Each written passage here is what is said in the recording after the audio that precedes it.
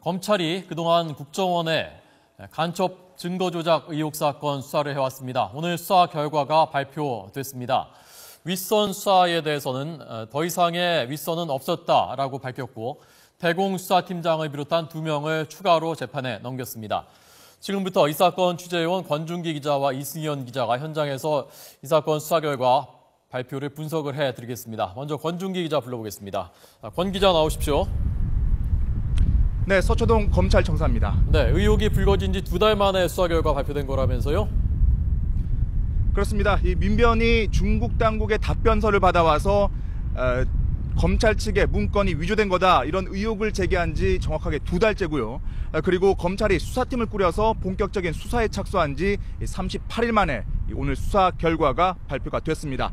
윤곽금 대검 강력부장이 수사 결과를 1시간 전에 발표를 했는데 보도자료를 받아든 기자들의 반응은 이랬습니다. 지금까지, 그러니까 지난달까지 알려졌던 내용에서 한 걸음도 더 나가지 못했다. 그리고 그 이후로 검찰이 추가 수사를 더 진전한 것이 없었다. 이런 반응들을 기자들이 보였습니다. 쉽게 얘기해서 이번 수사 결과를 최종적으로 정리를 해보면요. 국정원의 실무자들 바로 윗선에 있는 대공수사팀장 이모 처장이라는 이 대공수사팀장이 이번 증거 조작을 모두 기획 총괄했다 이런 결론이고요. 그 위에 있는 단장 국장선은 이번 증거 조작을 몰랐다 이런 결론을 낸 겁니다. 그러면 오늘 이 증거 조작 사건 같이 취재를 했던 법조팀의 이승현 기자와 함께 오늘 수사 결과 발표 그리고 앞으로 재판 전망에 대해서 구체적으로 짚어보겠습니다. 이승현 기자. 네. 오늘 검찰의 수사 결과 발표 좀 종합적으로 정리를 해보면 어떻게 정리할 수 있을까요? 네, 일단 2명이 추가 기소되는 선에서 마무리가 됐고 말씀드렸던 것처럼 최고 윗선, 그러니까 이번 증거 조작 사건을 주도한 최고 윗선으로는 국정원 대공수사팀장 이모 처장이 실무를 보고를 받고 주도를 했다. 이 선에서 지금 불구속 기소되는 선에서 마무리가 됐습니다. 네. 여기에 이모 영사라고 하죠. 중국 선양 주재 이모 영사가 이 가짜 확인서를 만들어준 혐의, 그러니까 이번 사건 공모한 혐의가 함께 적용이 돼서 역시 불구속 기소가 됐고요. 사실상 증거 조작을 실무에서 주도한 핵심 인물로 지목된 권모 과장의 경우에는 자살 기도 이후에 현재 병원 치료를 받고 있기 때문에 추가 수사나 기소 재판이 불가능하다 이렇게 판단을 해서 시한부 기소 중지 처분을 내렸습니다. 그러니까 치료가 끝날 때까지 기소를 하지 않고 이후에 수사를 재개해서 기소를 하겠다 이렇게 방침을 정했습니다. 그러니까 지난달 말에 이미 검찰이 구속 기소한 사람이 국정원 비밀요원 일명 김 사장이라고 불렸던 김모 과장이랑 그리고 국정원 협력자 김 씨를 구속 기소를 했었고 오늘 추가 기소한 사람이 국정원 대공수사팀장 이모 처장과 그리고 선양 총영사관의 이모 영사 이렇게 2명을 추가로 불구속 기소를 했죠. 그리고 또 한 명인 이번 사건에서 가장 일선에서 그 역할을 했던 조작을 주도한 인물이라고 할 수 있죠. 권 과장은 지금 자살 기도를 했기 때문에 지금 입원해 있는 동안은 기소 중지했다 이렇게 정리할 수 있겠죠. 그렇다면은 이번 사건에서 증거 조작을 가장 맨 윗선에서 이번 사건을 총괄했던 인물이 대공수사팀장인 이모 처장인데 그러면 왜 이 처장을 구속 기소하지 않고 불구속 기소한 겁니까? 사실 이번 수사가 반쪽 수사 그리고 사실상 실패한 수사라고 지목되는 부분이 바로 이 부분입니다. 그러니까 가장 관심사가 이 윗선의 조직적인 개입 여부를 검찰이 어느 정도 파헤칠 수 있느냐 이 부분이었는데 그 대공수사팀 이모 처장을 불구속 기소하는 선에서 마무리가 됐기 때문에 사실상 수사가 반쪽으로 마무리됐다라고 볼 수가 있습니다. 네, 지금 그래픽이 나고 있는데요. 지금 그래픽을 보시면 대공수사팀장 같은 경우에는 불구속 기소한 이유에 대해서, 그러니까 구속 수사를 하지 않은 이유에 대해서 구체적으로 어떤 증거를 어떻게 위조해라 이렇게 구체적인 지시를 내린 정황을 확인하지 못했다라는 겁니다. 그러니까 권 과장이 실무팀장을 맡으면서 실무진 선에서 알아서 조직적으로 증거를 조작을 했다는 겁니다. 지금 그래픽에서 보시는 것처럼 대공수사팀장 밑에 이제 권 과장 그리고 김 과장이 있고요. 권 과장은 자살 기도를 해서 현재 병원 치료를 받았고 오늘 시한부 기소 중지 처분을 받았습니다. 그리고 김모 과장의 경우에는 구속 기소가 됐으니까 결국에는 권 과장과 김 모장이 실무에서 주도적으로 이번 증거 조작을 주도했다 이렇게 마무리가 된 거고요. 검찰이 조금 전에 윤곽근 대검 강력부장이 수사 결과를 발표하면서 이런 말을 남겼습니다. 대공수사팀 이모 처장 같은 경우에는 구체적인 지시를 하지 않았기 때문에 불구속 기소를 했다 이런 취지의 발언이 있었고요. 또 한 가지는 대공수사국장과 단장, 그러니까 국정원에서는 1급과 2급 굉장히 높은 고위직 공무원인데 1급, 2급 공무원들이 결재를 하면서 구체적으로 어떤 내용에 대해서 결재를 했는지, 그러니까 이게 증거 조작을 했다는 내용을 보고를 받고 이 부분을 결재를 했는지 구체적으로 확인을 하지 않고 전결 처리를 했다는 겁니다. 네. 그러니까 이 부분에 있어서도 윗선이, 그러니까 윗선 국장급까지의 전결 처리된 결재까지는 확인을 했지만 네. 윗선의 개입 여부는 밝히지 못했다. 네. 약간의 상충되는, 모순되는 수사 결과가 발표됐다. 이렇게 볼 수가 있을 것 같습니다. 그러니까 지금 그 가장 최윗선이라고 하는, 이번 사건의 최윗선이라고 하는 대공수사팀장이 예. 윗선에, 그러니까 2급인 단장 그리고 1급인 국장선까지 보고도 하고 예. 결재도 했지만 전자결제로 이루어졌기 때문에 꼼꼼하게 내용을 확인하지 못했다. 그래서 네. 1, 2급에 있는 단장국장은 사실을 몰랐다 이런 얘기인데, 사실 얼핏 들으면은 수긍이 되면서도 예. 어떻게 보면은 이 책임자 위치에 있는 선에서 몰랐다는 어떤 이 꼬리 자르기를 하기 예. 위한 어떤 변명이 아닌가, 그런 의혹도 드는 부분인데요. 네, 뭐 꼬리 자르기 비판에 대해서는 피해갈 명분이 그렇게 크진 않아 보입니다. 왜냐하면 지난달 31일 이 국정원 김모 과장과 협력자 김 씨를 구속 기소하면서 이 기자단에게 공개가 됐던, 함께 공유가 됐던 공소장 내용에서 네. 단 한 발짝도 나가지 못한 수사 결과라고 볼 수가 있습니다. 특히 사건 초반부터 이제 남재준 국정원장의 이름까지 거론이 되면서 수사 대상 아니냐 이런 의혹들이 많이 제기가 됐었는데, 검찰은 오늘 수사 결과 발표를 통해서 남재준 국정원장도 역시 구체적으로 어떤 내용이 진행됐는지는 보고받은 사실을 입증하지 못했기 때문에 혐의 네. 없음, 그러니까 불기소 처분을 내렸습니다. 그러니까 시민단체에서 이미 그 남재준 국정원장을 이번 사건 관련해서 고발을 한 사건이 있었는데, 수사 결과 남재준 국정원장은 몰랐다. 예. 남재준 국정원장은 물론이고 바로 밑에 있는 국정원 책임자 역할에 위치해 있는 2차장 그리고 대공수사 국장, 단장까지 네. 이번 사건에 대해서는 구체적으로 몰랐다, 보고받지 못했다, 예. 이렇게 결론을 낸 거죠.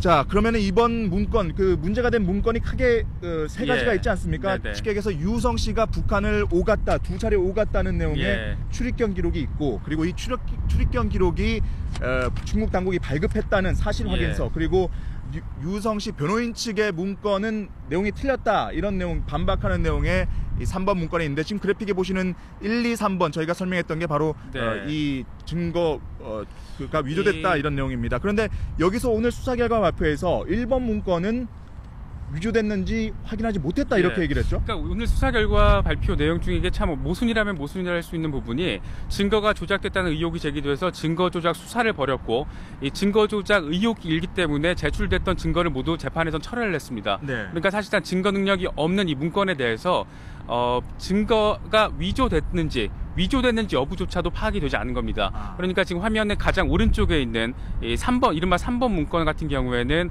어느 정도 문서의 입수 과정부터 조작된 경위까지 좀 구체적으로 김 과장의 구속 기소 시점에서 파악이 됐습니다. 그렇죠. 그러니까 3번 문건 같은 예. 경우에는 자사기도를 했던 국정원 협력자 김모 씨가 위조를 네. 해서 구해와서 그리고 김 과장에게 전달을 했다, 이렇게 지금 네, 문제가 되고 있는 게 1번 문건인데, 그러니까 유성 씨가 북한과 중국을 2차례 오간 출입경 기록, 네. 그리고 화룡시 공안국에서 발급해준 출입경 기록이 위조되느냐 여부, 이것조차 지금 밝히지 못했습니다. 왜냐면 이 출처를 몰랐기 때문에 네. 그렇다, 이런 설명인 그러니까 거죠. 쉽게 말하면 누가 어떤 방식으로 위조를 했는지 확인이 되지 않았고, 이 문서를 위조한 사람에 대해서 조사가 이루어지지 않았다는 겁니다. 그렇기 때문에 지금 중국 당국의 수사 공조 협조를 요청한 상태 아니지 않습니까? 네. 그래서 공조 협조에 대해서 결과가 오는 거를 봐서 그때 결과, 그러니까 그 네. 올 때까지 시한부 역시 기소 중지 결정을 내린 겁니다. 네. 그러니까 문서가 위조됐는지조차도 밝히지 못한 수사 결과를 오늘 검찰이 발표했다, 이렇게 볼 수가 있습니다. 사실 딱 2달 전에 중국 당국에서 그 1, 2, 3번 문건, 이 세 가지 예. 문건 모두 위조가 됐다, 이렇게 공문서를 보냈지만 예. 지금 검찰 입장은 1번 문건 같은 경우에는 자초 지정을 다 밝히지 못했기 때문에 1번 문건, 그러니까 유성 씨의 출입경 기록도 위조가 된 건지는 결론을 내지 못했다. 네, 그러니까 가장 핵심적인 문서에 대한 진위 여부조차 파악하지 못한 수사 결과라고 할 수 있는 것 같습니다. 그리고 2번 문건 같은 경우에도 지금 성명 불상자가 예. 구해왔다, 이렇게 했기 때문에 사실 누가 어떻게 위조를 했고 이 위조 문건의 경위가 어떻게 됐는지 명확하게 밝혀내지 못했다, 이렇게 예. 볼 수가 있겠군요.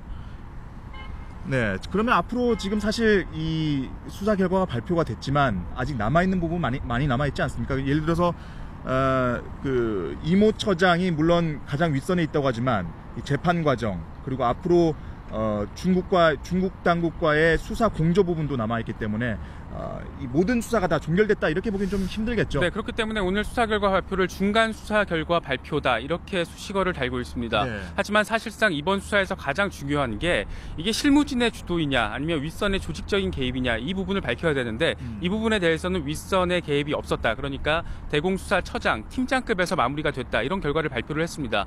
추가 조사 부분이 남아있다는 부분에 대해서 검찰이 발표를 했습니다. 하지만 이 부분은 이 문서가 진짜인지 가짜인지 여부를 밝히는 거 여부 정도에 한정되어 있기 때문에 네. 사실상 이번 수사의 가장 중요한 부분 윗선 개입 여부에 대해서는 반쪽 수사로 마무리됐다라고 볼 수가 있을 것 같고요. 네. 앞으로 차후 진행될 수사에 있어서도 물론 중국의 수사 공조 협조 결과가 와서 이 문서의 진위가 파헤쳐질 수는 있겠지만 이 부분이 이번 사건의 가장 핵심적인 관심사였던 윗선 개입을 밝히는 데 있어서 어느 네. 정도 의미가 있을지는 네. 지금 상황에선 그렇게 크지 아하. 않다 이렇게 볼 수 있을 것 같습니다. 또 한 가지 중요한 부분이 오늘 그 기소된 사람 아무튼 기소된 사람은 5명인데 이 사람들의 혐의를 보면 과연 형법인 모해 증거 네. 위조를 적용할 것이냐 아니면 유성 씨의 간첩 혐의를 씌우기 위해서 이 증거를 위조했기 때문에 국가보안법상 날조를 적용할 것이냐 이런 논란이 있었는데 네네. 결국에는 국가보안법이 아닌 형법을 적용을 했죠. 네, 그렇기 때문에 일고 있는 게 또 봐주기 수사 아니냐 이런 논란도 함께 일고 있습니다. 그러니까 모해 증거 위조라는 게 쉽게 말하면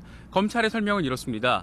이 유성 씨가 간첩이라는 점을 입증하기 위해서 증거를 위조했다면 국가보안법 위반 혐의가 적용이 되는데 그게 아니라 이미 유성 씨는 간첩 혐의 적용을 받고 있고 네. 유성 씨 간첩 혐의를 받고 있는 유성 씨 관련 증거를 위조했기 때문에 국가보안법 위반 그러니까 간첩과는 전혀 상관이 없는 문서 위조에 해당이 된다는 겁니다. 그렇기 때문에 형법을 적용을 했는데 이 형법을 적용하게 되면 국가보안법에 비해서 형사처벌 수위가 낮습니다. 그렇죠. 그렇기 때문에 국정원 직원에 대해서 검찰이 일부러 형량을 좀 낮추기 위해서 봐주기 수사를 한 건 아니냐 이런 꼬리표는 지금 떼기 힘든 그런 상황이라고 볼 수 있습니다. 처벌 수위가 낮을 뿐만 아니라 사실 처벌의 범위도 더 넓어질 수 있는 문제이기 때문에 사실 이 문제에 대해서는 논란이 지속되지 않을까. 특히 그렇죠. 지금 그 법무부 장관이 황교안 장관이 쓴 국가보안법이라는 책을 보면 실제로 이 증거 위조라는 부분이 이 날조라는 범위 안에 모두 포괄이 되어 있는 개념이다. 네, 그러니까 이런 식의 국가보안법 위반 혐의를 충분히 적용할 수 있다라는 게 그렇죠. 국가보안법 권위자라고 불리는 황교안 장관의 저서에 나와 있는 부분인데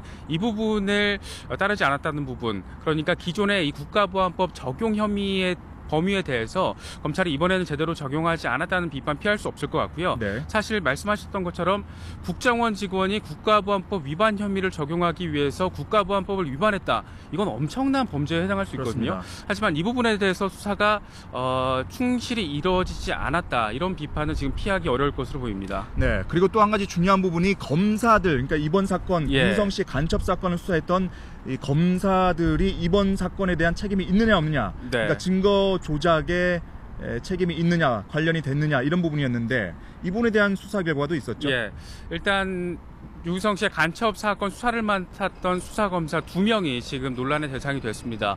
일단 결과부터 말씀드리면 이번 수사를 통해서 검찰은 해당 검사 2명에 대해서 역시 무혐의 처분을 내렸습니다. 그러니까 기소하지 않음, 불기소 처분을 내렸는데 하지만 여지는 남겨뒀습니다. 이 수사 과정에서 검사들이 과연 이 증거 위조를 전혀 모르고 진행을 했는지 법정에 증거로 제출했는지에 대해서는 네. 조금 더 살펴볼 부분이 있는 것 같다. 이렇게 여지를 남겨뒀기 때문에 검사에 대한 감찰은 이제 대검찰청 감찰본부에서 진행을 하기 때문에 오늘 수사팀에서 수사 결과를 발표하면서도 이 부분은 대검에서 결정을 할 문제다. 하지만 들여다볼 부분이 있어 보인다. 이렇게 밝혔기 때문에 해당 검사들에 대해서는 무혐의, 불기소 처분이 내려졌지만 대검 차원에서는 감찰이 진행될 가능성이 매우 크다. 이렇게 볼 수 있을 것 같습니다. 네. 그러니까 재판에 넘기지 않더라도 일정 부분 그 수사에 대한 그러니까 기소를 독점하고 있는 검찰 입장에서 위조된 증거를 그대로 받아다가 재판에 제출한 부분, 이 부분에 대한 책임은 물을 수 있을 수도 있다. 감찰을 할 수 있다. 이렇게 정리를 하면 되겠죠. 네. 또 한 가지가 이게 과연 이 감찰에서 끝날 부분인지에 대해서도 좀 생각해 볼 여지를 남긴 그런 수사가 됐습니다. 그러니까 이 대공 수사에 있어서 국정원과 검찰은 일종의 파트너 관계 아니었겠습니까? 그렇기 때문에 국정원이 가져온 증거에 대해서 검찰이 그만큼 철저하게 이 검증을 하지 않았던 것도 어쩌면 대공 수사 과정에 지금 이 절차에 상당한 구멍이 있다, 문제점이 네. 있다라는 점이 입증이 됐기 때문에 이 부분에 대한 논의, 그러니까 국정원과 검찰이 진행하고 있는 대공수사 방식, 어떤 식으로 개선을 하고 어떤 식의 보완 대책을 마련해야 될지 이 부분에 대한 과제도 남긴 수사 결과라고 볼 수 있을 것 같습니다. 네.